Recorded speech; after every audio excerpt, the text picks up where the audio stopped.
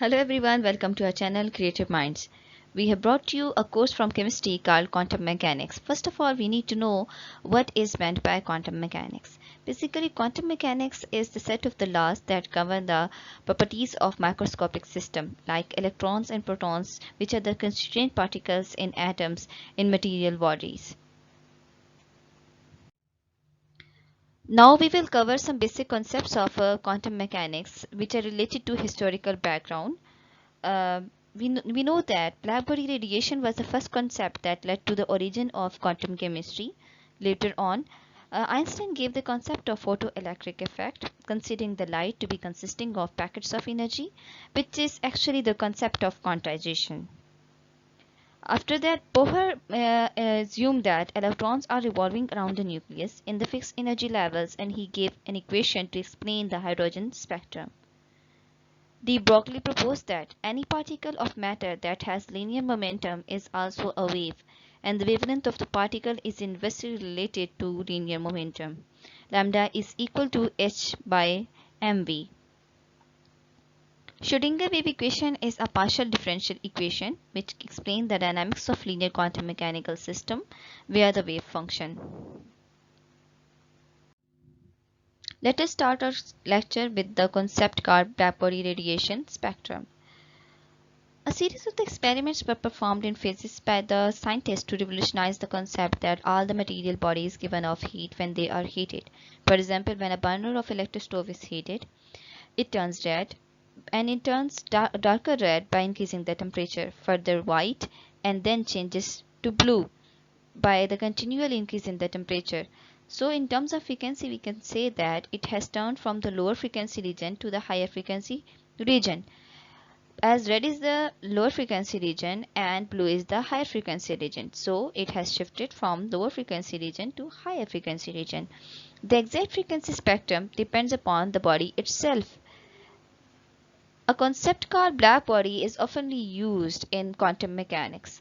But black body is actually the ideal body which absorb and emit all the frequencies of the spectrum. That's why it is called the black body. It is a perfect absorber and emitter.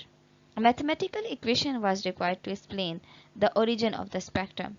On the basis of the classical physics, different equations were proposed, but they failed to explain the blackbody radiation spectrum.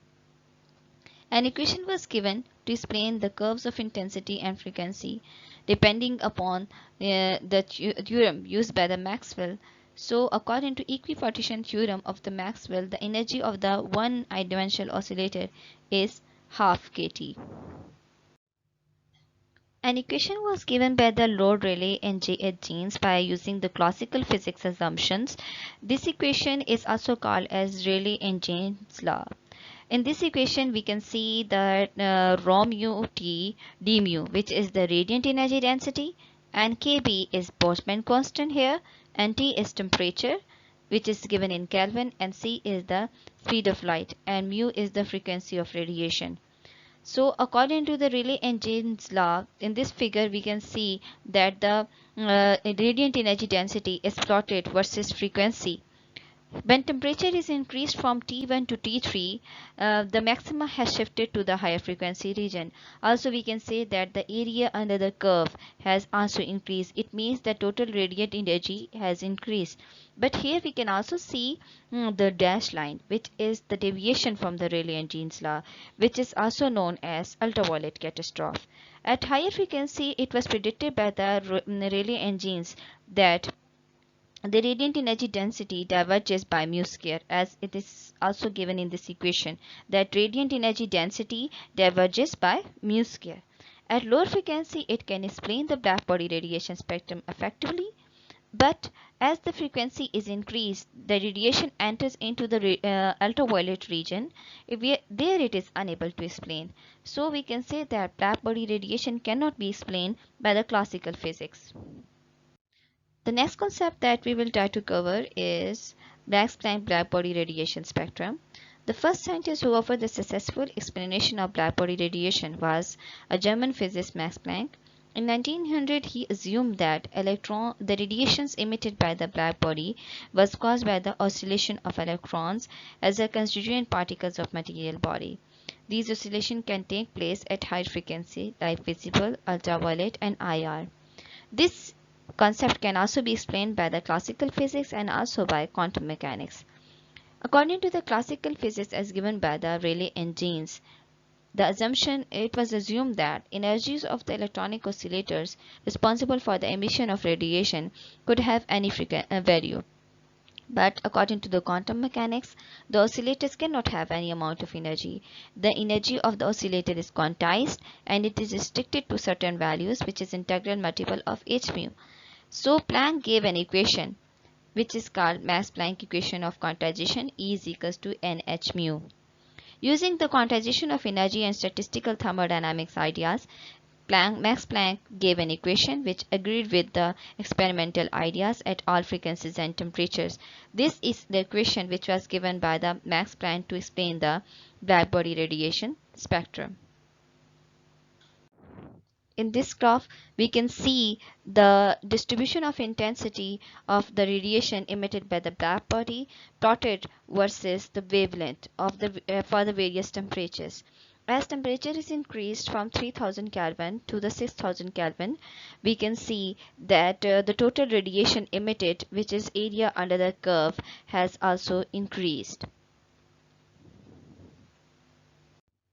Now moving towards another concept which is called photoelectric effect proposed by Einstein. German physicist Heinrich Hertz discovered that ultraviolet light causes electrons to be emitted from the metallic surface. The ejection of electron actually from the metal surface is called the photoelectric effect.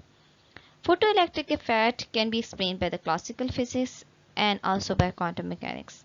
According to the classical physics assumption, the electromagnetic radiation is an electric field oscillating perpendicular to its direction of propagation, and the intensity of radiation is proportional to the square of amplitude of the electric field. As the intensity increases, the kinetic energy of the ejected electron also increases. So there is a linear relationship between kinetic energy of the ejected electron and the intensity of the incident photons.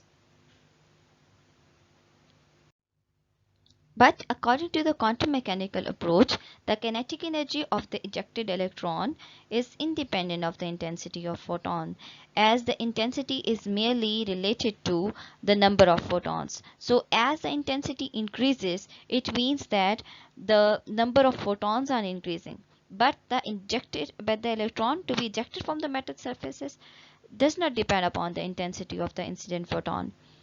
So we can say that the increase in intensity has only increased the rate of the photoelectric effect. Furthermore, it was also assumed by the classical physics that photoelectric effect can take place at any frequency of light if the intensity is sufficiently high. It means that kinetic energy of the ejected electron is independent of the frequency according to the classical physics. According to the quantum mechanics, there is a threshold frequency. It means that according to quantum mechanics, the photoelectric effect cannot take place at any frequency. There is a threshold frequency, mu naught, which is the characteristic of metallic surface, below which there is no ejection of electrons, regardless of the intensity of radiation. Above mu naught, the kinetic energy of the ejected electron varies linearly with the frequency. So this mu naught is the threshold frequency. To explain the results, Albert Einstein used the Planck's hypothesis and applied the energy of quantization concept E is equals to nh mu to the emission and the absorption mechanism of the atomic electronic oscillator. Planck believed that once the radiation is emitted, it behaves in a classical wave, while Einstein proposed that instead radiation itself existed as small packets of energy. E is equals to h mu, which is known as photon. Using the simple conservation of energy concept, Einstein showed that kinetic energy of an ejected electron is equal to the energy of an incident photon h mu minus the minimum energy required to remove the electron from the surface of the metal phi, which is called work function.